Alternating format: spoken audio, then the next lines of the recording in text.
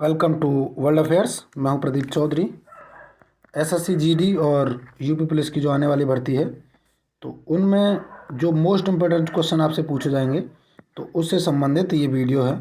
और ये वीडियो आने वाले समय में आपको बहुत ही हेल्पफुल होगी, आपके लिए बहुत ही हेल्पफुल साबित होगी, क्योंकि इनसे बाहर कोई भी क्वेश्चन आपका नहीं जा सकता है। अगर आपने हमारी पूरी वीडियो देख ली, जो कि फ्री ऑफ कॉस्ट है, आपका इससे कोई भी चार्ज नहीं लिया जाएगा।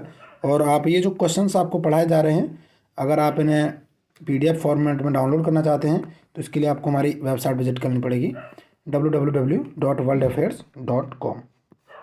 चलिए, इसका लिंक मैं आपको कमेंट सेक्शन और डिस्क्रिप्शन बॉक्स में दे दूँगा।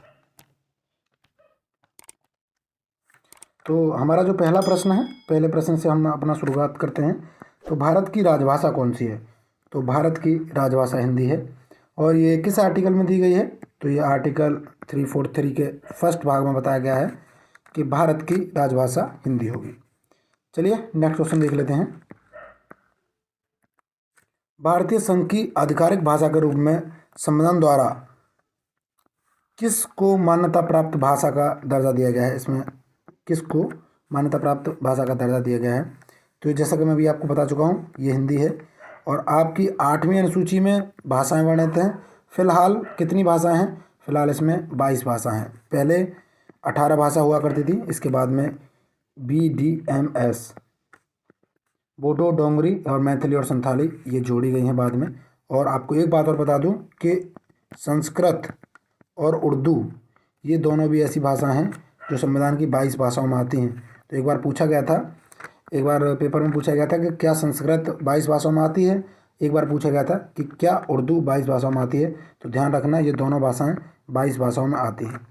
अभी मैंने पहले क्वेश्चन में आपको बता दिया था, संविधान के किस अनुच्छेद के अंतर्गत हिंदी को राजभाषा के रूप में दर्जा प्रदान किया गया है?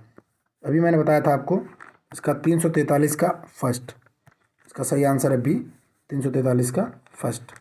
तो 343 के फर्स्ट में ये बताया गया है कि भारत की राजभाषा हिंदी होगी।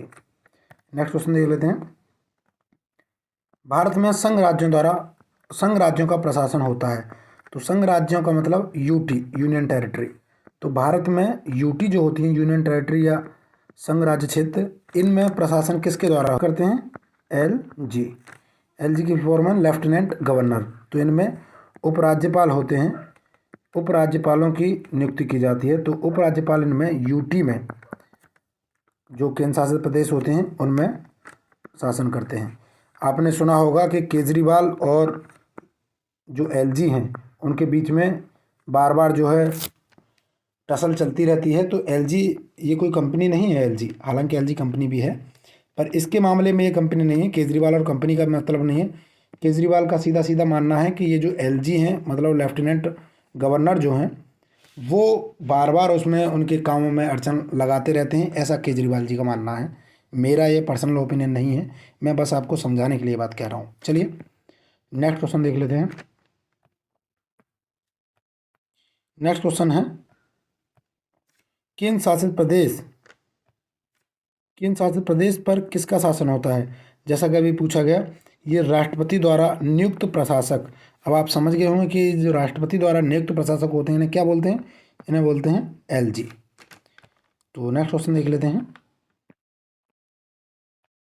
उस वित्त मंत्री का नाम बताइए जिसने सन 1952 में भारत का पहला आम बजट प्रस्तुत किया था। तो ये वित्त मंत्री थे के षणमुगम शेट्टी। तो इसमें थोड़ा प्रिंटिंग मिस्टेक है, ये जो टाइपिस्ट हैं हमारे उनसे थोड़ी मिस्टेक हो गई है जो टाइप कर रहे हैं इसको। तो ये कौन है? ये के षणमुगम शेट्टी। चलिए, सरदार पटेल जी के बारे में सब लोग जानते होंगे। सरदार पटेल जी ऐसे व्यक्ति थे जिन्होंने भारत को यूनाइट किया। क्या किया? यूनाइट। तो इनकी जो मूर्ति बनी हुई है उसको क्या बोलते हैं? उसको क्या बोलते हैं? उसको बोलते हैं statue of unity. Statue of unity. चलिए, स्टैच्यू ऑफ यूनिटी कहाँ बनी हुई है ये तो सब जानते होंगे, गुजरात में। कहाँ पे? गुजरात में। चलिए नेक्स्ट क्वेश्चन देख लेते हैं। निम्नलिखित में से कौन सा आयोग संवैधानिक नहीं है? देखिए, अब संवैधानिक और असंवैधानिक के बारे में आपको बता देता हूँ। संवैधानिक का मतलब है ऐसा आयोग जिसका संविधान में वर्णन हो और जिसका किसी न किसी आर्टिकल में, जिसके बारे में संविधान के किसी न किसी अनुच्छेद में लिखा गया हो। तो वित्त आयोग के बारे में लिखा हुआ है, चुनाव आयोग के बारे में लिखा हुआ है, संघ लोक सेवा आयोग के बारे में लिखा हुआ है। योजना आयोग एक संवैधानिक आयोग नहीं है, ये असंवैधानिक आयोग है। हालांकि योजना आयोग जो है आजकल चलन में नहीं है। योजना आयोग की जगह आजकल जो यूज होता है वो नीति आयोग है। नीति आयोग की स्थापना कब हुई थी? तो नीति आयोग की स्थापना हुई थी 1 जनवरी 2015। नीति आयोग की स्थापना हुई थी 1 जनवरी 2015। नीति आयोग की फुल फॉर्म क्या है?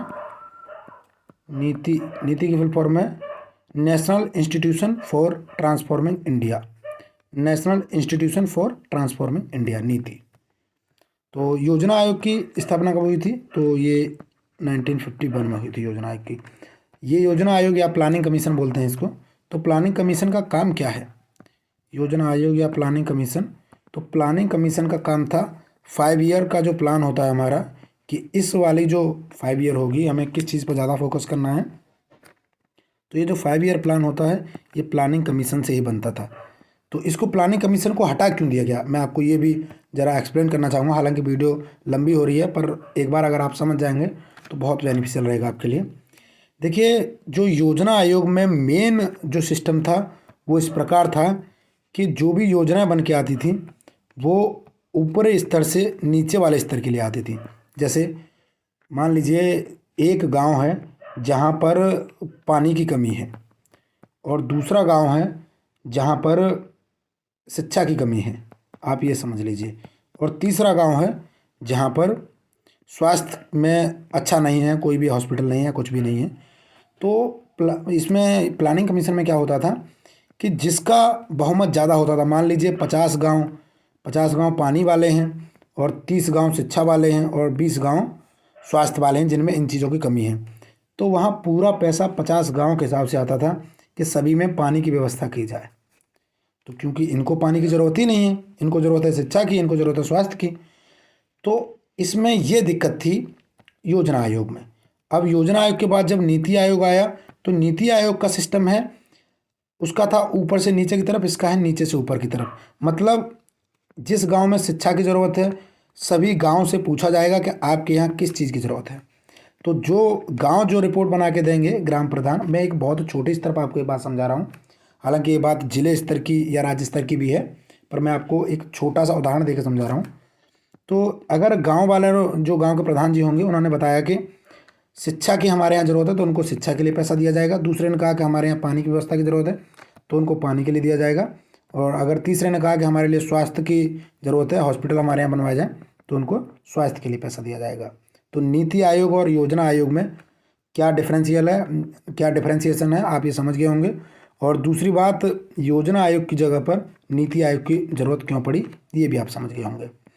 नेक्स्ट क्वेश्चन देख लेते हैं। संविधान के किस अनुच्छेद द्वारा संसद की संयुक्त बैठक का प्रावधान है?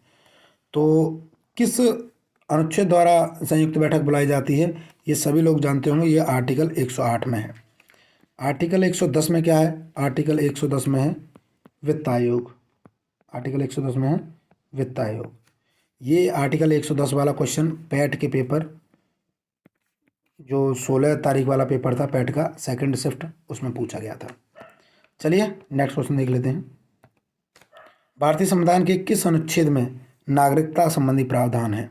तो देखिए 1 से 5 तक भाग 1 आता है और संविधान का भाग 1, और 5 से 11 तक भाग 2 आता है, 12 से 35 तक भाग 3 आता है और 36 से 51 तक भाग 4 आता है। तो मैं अभी ये आपको चारों भाग समझा देता हूँ। पहला भाग है संघ एवं उसका राज्य क्षेत्र।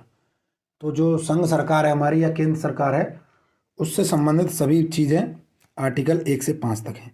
इसके बाद आर्टिकल 1 से 5 नहीं है, आर्टिकल 1 से 4 है, ये 5 गलती से हो गया है। दूसरा अनुच्छेद 5 से 11 है, तो 5 से 11 में है नागरिकता।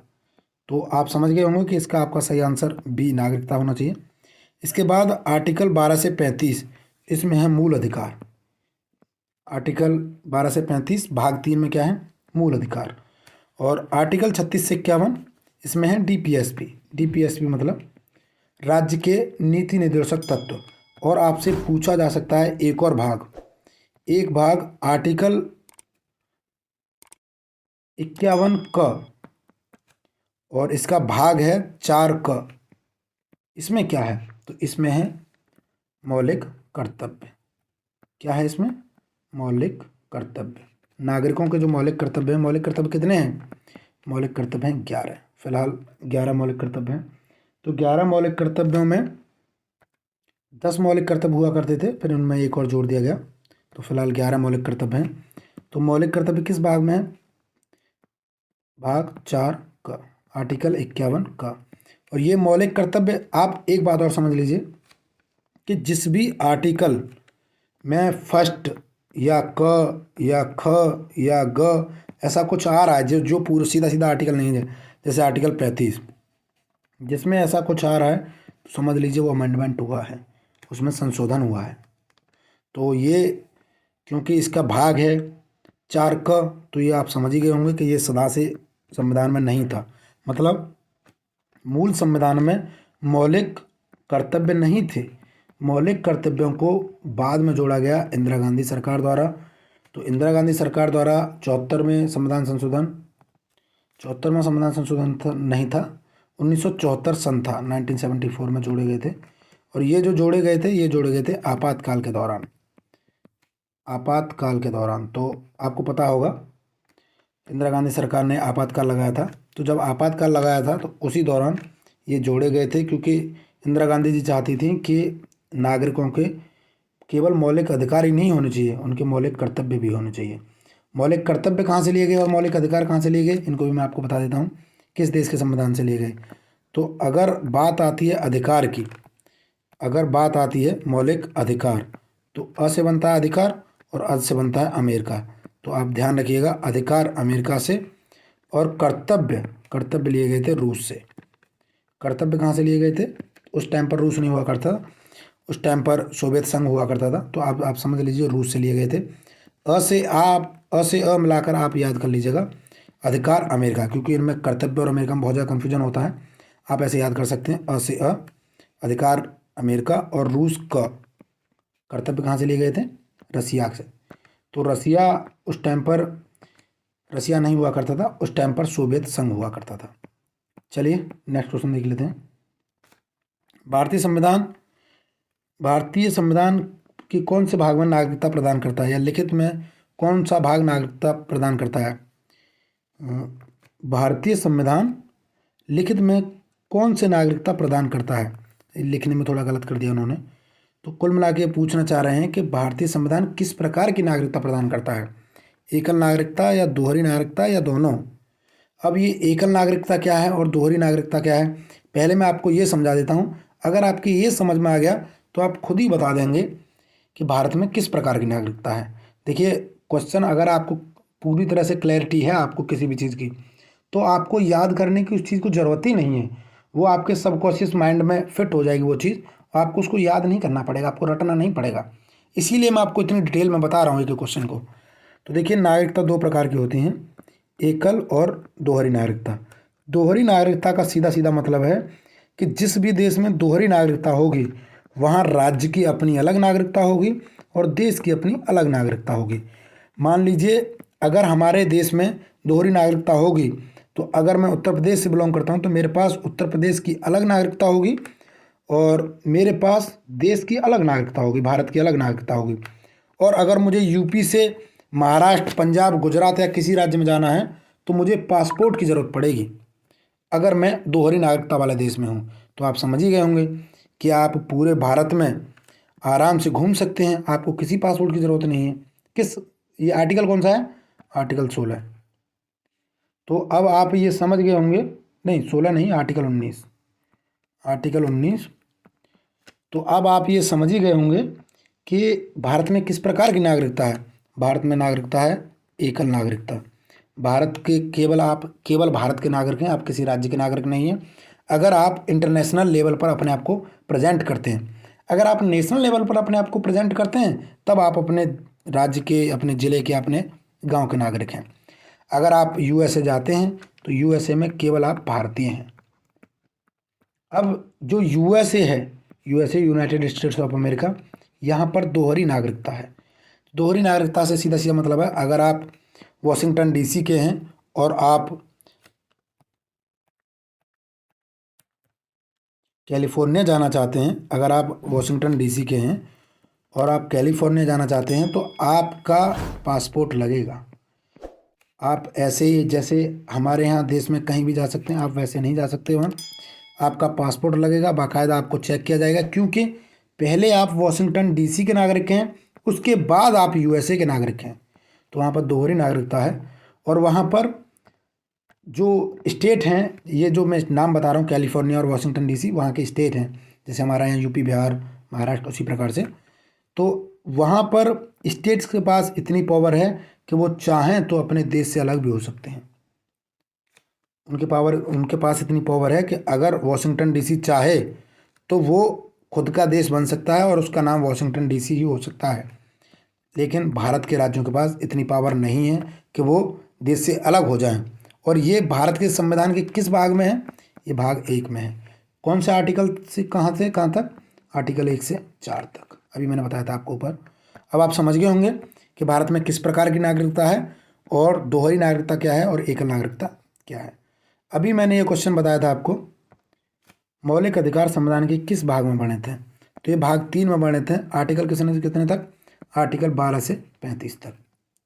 और आर्टिकल 36 से 51 क्या था? आर्टिकल 36 से 51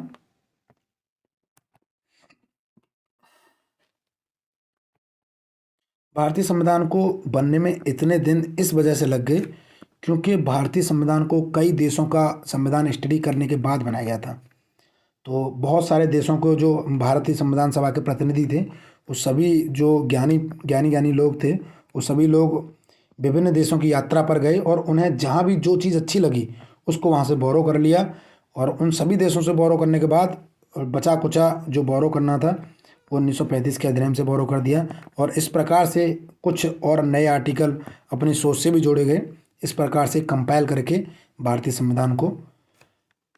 संविधान का मसौदा तैयार किया गया और भारतीय संविधान के रूप में उसको लागू किया गया। चलिए नेक्स्ट क्वेश्चन देख लेते हैं। संविधान सभा का प्रथम अधिवेशन कहाँ हुआ था? तो संविधान सभा का प्रथम अधिवेशन दिल्ली में हुआ था। चलिए नेक्स्ट क्वेश्चन देख लेते हैं। संविधान सभा के उद्घाटन अधिवेशन की अध्यक्षता किसने की थी? तो जो संविधान सभा का उद्घाटन अधिवेशन, इसकी अध्यक्षता डॉक्टर सच्चिदानंद सिन्हा ने की थी। सच्चिदानंद सिन्हा सबसे बुजुर्ग आदमी थे, इसीलिए उनको इसमें रखा गया था। हालांकि उनकी बहुत क्वालिटी भी उनके पास थी, मैं ये इन चीज़ों पर नहीं जाना चाहूँगा। मैं मतलब उनका सम्मान रखने के लिए भी उनको इसका अध्यक्षता इसकी करवाई गई थी उनसे। चलिए नेक्स्ट क्वेश्चन देख लेते हैं। राष्ट्रपति सर्वोच्च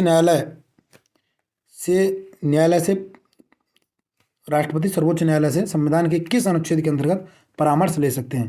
देखिए मैंने आर्टिकल 123 आपको बता दिया था, आर्टिकल 352 बता देता हूँ। हालांकि इसका आर्टिकल, पहले मैं इसका सही आंसर आपको बता देता हूँ।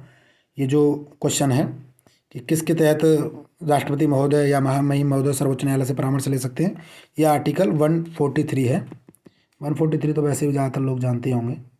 तो आर्टिकल 143 के तहत राष्ट्रपति महोदय सर्वोच्च न्यायालय से सलाह ले सकते हैं। पर एक बात जरूर ध्यान रखिएगा कि राष्ट्रपति महोदय या महामहिम महोदय माननीय सर्वोच्च न्यायालय से जो भी सलाह लेंगे वो सलाह उनके लिए बाध्यकारी नहीं है कि वो माने ही। मान लीजिए उन्होंने किसान बिल को ही ले लीजिए, किसान बिल पर राष्ट्रपति महोदय को लगा कि मुझे कुछ जानकारी सुप्रीम कोर्ट से, माननीय सर्वोच्च न्यायालय से मुझे करनी चाहिए। उन्होंने वो जानकारी कर ली और सुप्रीम कोर्ट ने बताया, माननीय सर्वोच्च न्यायालय ने बताया कि ये आपको करना चाहिए महामहिम महोदय, ये ठीक रहेगा। तो वो राष्ट्रपति महोदय की मर्जी की बात है कि उसको बात को माने कि न माने। वो इसके लिए उनके लिए बाध्यकारी नहीं है। आप इस बात को ध्यान रखिएगा। ये पूछा जाता है कई बार क्वेश्चन। मैं आपको जो भी कहानियाँ सुना रहा हूँ वो कहानियाँ हैं जो पेपर में पूछी गई हैं, इसलिए आप कोई भी चीज़ स्किप मत करिएगा। चलिए ये सभी आर्टिकल अब देख लेते हैं। आर्टिकल 123 मैंने अभी आपको बताया है, महामहिम महोदय या हमारे राष्ट्रपति महोदय की अध्यादेश जारी करने की शक्ति। आर्टिकल 352, 356, 360 ये हैं सभी आपातकाल के आर्टिकल। ये लिए कहाँ से गए हैं? ये लिए गए हैं जर्मनी से। कहाँ से लिए गए हैं? जर्मनी के संविधान से। आर्टिकल 352 राष्ट्रीय आपात। राष्ट्रीय आपात, राष्ट्रीय आपात में क्या है? मान लीजिए हमारे देश से किसी दूसरे देश ने हमारे देश पर आक्रमण कर दिया, या हमारे देश ने किसी दूसरे देश पर आक्रमण कर दिया। कुल मिला के युद्ध की स्थिति में आर्टिकल 352 के तहत इमरजेंसी लगाई जा सकती है। इससे पहले एक बार मैंने आपको बताया था, इसी वीडियो में बताया था कि इंदिरा गांधी जी ने एक बार इमरजेंसी लगाई थी। तो पहले जो आर्टिकल 352 में जो वर्णन था कि आर्टिकल 352 के तहत किस प्रकार से इमरजेंसी लगानी है, तो उसमें जो वर्णन था उसमें दो शब्द थे, एक तो थे युद्ध और एक था आंतरिक अशांति। तो उन्होंने आंतरिक अशांति के तौर पर, अब आंतरिक अशांति में ये नहीं लिखा था कि आंतरिक अशांति किस प्रकार की होनी चाहिए, तो उन्होंने आंतरिक अशांति का हवाला देते हुए यहाँ पर भारत में इमरजेंसी लागू की थी आर्टिकल 352 के तहत। अब बाद में इसको 1976 में इसको चेंज कर दिया गया। आंतरिक अशांति की जगह पर अब शब्द है सशस्त्र विद्रोह। अब शब्द है सशस्त्र विद्रोह। तो अगर भारत में सशस्त्र विद्रोह होता है या युद्ध की स्थिति आती है, किसी से युद्ध होता है, तो भारत में आर्टिकल 352 के तहत इमरजेंसी पूरे देश में लागू कर दी जाएगी। तो इमरजेंसी के तहत कौन से ऐसे आर्टिकल हैं जो समाप्त नहीं होते? बाकी जो भारत के सभी नागरिकों, उनके सभी प्रकार के अधिकार समाप्त हो जाते हैं, केवल आर्टिकल 21 और आर्टिकल 22 को छोड़ के। 21 और 22 में क्या है? आर्टिकल 21 में है प्राण एवं दैहिक स्वतंत्रता, मतलब किसी भी व्यक्ति को विधि के अलावा मारा नहीं जा सकता है। विधि का सीधा सीधा मतलब है किसी व्यक्ति को अगर मारने की कोई परमिशन दे सकता है तो वो केवल हमारे जो न्यायालय हैं, माननीय सुप्रीम कोर्ट, माननीय हाई कोर्ट या जिला एवं सेशन कोर्ट जो भी हैं, मतलब कोर्ट के जरिए ही किसी व्यक्ति को मारने की अनुमति दी जा सकती है। उसके अलावा कोई भी मारने की अनुमति नहीं दे सकता है। और आर्टिकल 22 में क्या है? आर्टिकल 22 में है गिरफ्तारी के संबंध में सूचना। जैसे किसी को गिरफ्तार किया गया है तो उसको क्यों गिरफ्तार किया गया है उसके बारे में उसे बताना पड़ेगा, और 24 घंटे के अंदर अंदर पुलिस गिरफ्तार करने के बाद उसको न्यायिक मजिस्ट्रेट के सामने पेश करेगी। ये पता नहीं कहाँ से कहाँ हो जाता है। चलिए, आर्टिकल 352 हो गया। अब आर्टिकल 356 के बारे में बात कर लेते हैं। आर्टिकल 356 में है राज्य आपात। अगर किसी पर्टिकुलर एक राज्य में आपातकाल लगाना है तो वो आर्टिकल 356 के तहत लगेगा, और ये लगेगा, हालांकि लगाएंगे तो राष्ट्रपति महोदय ही, लेकिन ये राज्यपाल महोदय की सहमति पर लगाएंगे। अगर माननीय राज्यपाल महोदय ये संस्तुति करते हैं कि ये राज्य की जो सरकार है वो सरकार नहीं चला पा रही है किसी भी राज्य की, तो राष्ट्रपति महोदय आर्टिकल 356 के तहत उसमें आपातकाल लागू कर देंगे उस राज्य में। आपातकाल सबसे ज़्यादा कहाँ लगा है? आपातकाल सबसे ज़्यादा लगा है पंजाब में, और सबसे ज़्यादा समय के लिए कहाँ लगा है? तो वो लगा है सबसे ज़्यादा JNK में। सबसे ज़्यादा बार लगा है पंजाब में, और सबसे ज़्यादा लंबे समय तक लगा है जम्मू और कश्मीर में। पूछा जाता है इसलिए बता रहा हूँ। अब रह गया एक आर्टिकल 360, आर्टिकल 360। तो आर्टिकल 360 में है वित्तीय आपातकाल, फाइनेंशियल इमरजेंसी। तो भारत देश का ये सौभाग्य है कि आज तक फाइनेंशियल इमरजेंसी नहीं लगी है। तो वित्तीय आपातकाल आज तक नहीं लगा है। वित्तीय आपातकाल में क्या होगा कि ए ग्रेड के जो भी अधिकारी हैं उनकी तनख्वाह जो होगी, उनकी जो सैलरी होगी, उसको 50% रिड्यूस कर दिया जाएगा। जैसे IAS PCR IAS और IPS वगैरह, या राष्ट्रपति सांसद वगैरह जो भी हैं, इनकी तनख्वाह जो होगी उसको 50% रिड्यूस कर दिया जाएगा। हालांकि अभी तक ये यहाँ पर भारत में इसकी ज़रूरत नहीं पड़ी है। नेक्स्ट क्वेश्चन देख लेते हैं। किस अनुच्छेद के तहत अवशिष्ट शक्तियाँ केंद्र के पास हैं? तो किस अनुच्छेद के तहत अवशिष्ट शक्तियाँ केंद्र के पास हैं? तो अनुच्छेद है 248। देखिए, वीडियो बहुत लंबी हो रही है, इसलिए मैं आपको ज़्यादा समझा नहीं पाऊँगा, क्योंकि वीडियो बहुत ज़्यादा लंबी हो जाती है तो फिर लोगों को देखने में परेशानी होती है। हालांकि मैं धीरे धीरे स्ट्रेंथ बढ़ाता जाऊँगा, जैसे जैसे आपका रेस्पॉन्स आता जाएगा मैं वीडियो की लंबाई बढ़ाता जाऊँगा और उसमें और एक्सप्लेनेशन ज़्यादा करता जाऊँगा। भारतीय संविधान में कितनी सूचियाँ हैं? तो भारतीय संविधान में 3 सूचियाँ हैं। कौन कौन सी? राज्य सूची, संघ सूची और समवर्ती सूची। कई बार पूछ लिया जाता है कि कौन सा विषय किससे संबंधित है, जैसे शिक्षा, शिक्षा किससे संबंधित है, समवर्ती सूची से। और जैसे बिजली, बिजली किससे संबंधित है, जैसे मान लीजिए पंचायती राज किससे संबंधित है। तो ये सभी क्वेश्चन जो पूछ लिए जाते हैं, तो वे विषय जो राज्य सूची के अंतर्गत आते हैं उनमें राज्य सरकार कानून बनाती है, संघ सूची के अंतर्गत आते हैं उनमें संघ सरकार कानून बनाती है, समवर्ती सूची के अंतर्गत आते हैं उनमें दोनों सरकार, राज्य और केंद्र सरकार मिल के कानून बनाते हैं। ये क्वेश्चन मैं आपको पहले बता चुका हूँ। संपूर्ण भारतीय संविधान को बनने में कितना समय लगा था? 2 वर्ष 11 माह 18 दिन। नेक्स्ट क्वेश्चन देख लेते हैं।